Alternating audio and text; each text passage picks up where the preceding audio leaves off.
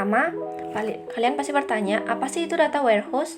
Nah, data warehouse merupakan sistem yang mengumpulkan data dari berbagai sumber dalam suatu organisasi untuk pelaporan dan analisis. Nah, laporan dibuat dari query kompleks dalam data warehouse yang digunakan untuk membuat keputusan bisnis.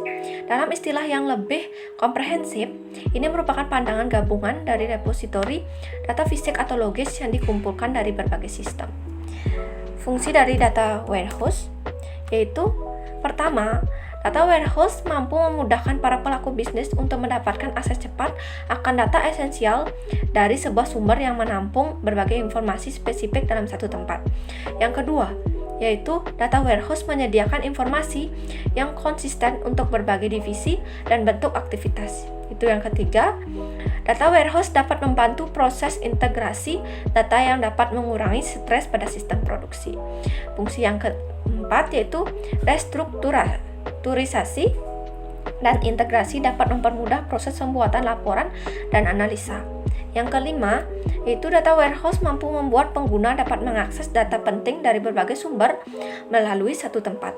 Yang keenam, yaitu data warehouse menyimpan data dalam jumlah besar, begitu juga data-data lama dari berbagai tahun.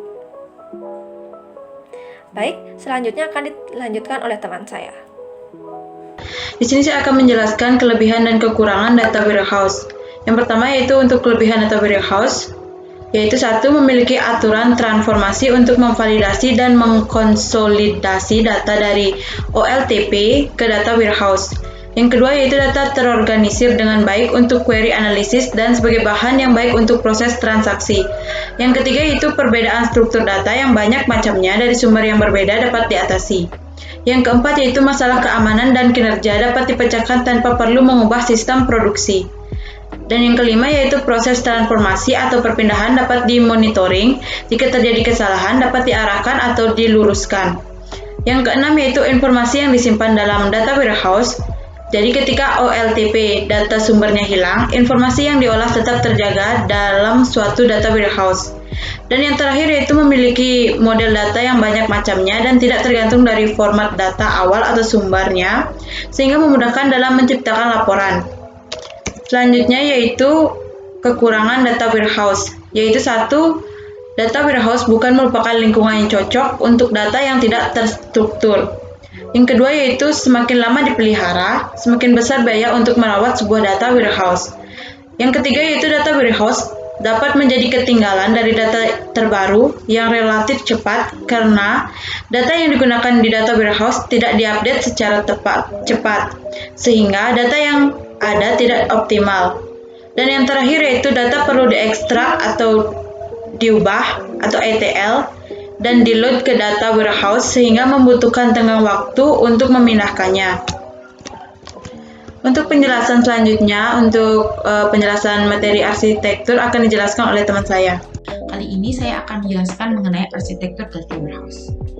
Nah, di sini terdapat 3 jenis arsitektur data warehouse. Baik yang pertama adalah data warehouse basic arsitektur. Konsep basic arsitektur adalah konsep dasar yang diperkenalkan oleh Oracle, di mana pada arsitektur dasar ini memiliki 3 bagian di dalamnya, yaitu sumber data, tempat data disimpan, dan pengguna.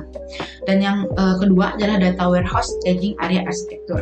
Konsep staging area arsitektur adalah penambahan staging area untuk menampung data-data dari sumber data transisional.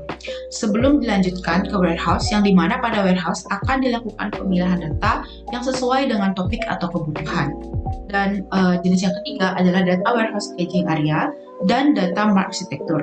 Konsep penambahan data mart arsitektur adalah penambahan data mart untuk dikombinasikan dengan staging area. Implementasi konsep ini adalah dalam unit-unit dalam suatu bidang yang berada dalam satu perusahaan yang memiliki data terintegrasi dengan pusat sehingga setiap unit memiliki data mart yang berbeda sesuai kebutuhan. Baik, itu saja penjelasan dari saya. Penjelasan selanjutnya akan dijelaskan oleh teman saya. Nah, yang pertama ini terdapat Amazon Redshift. Amazon Redshift merupakan salah satu servis yang disediakan oleh salah satu perusahaan marketplace terbesar. Nah, Data warehouse yang ditawarkan di sini berupa sistem penyimpanan data cloud yang terkenal akan kecepatannya. Nah, di sini saya akan menjelaskan contoh data warehouse yang kedua, yaitu ada Panoply. Nah, Panoply menyediakan platform manajemen data dari ujung ke ujung.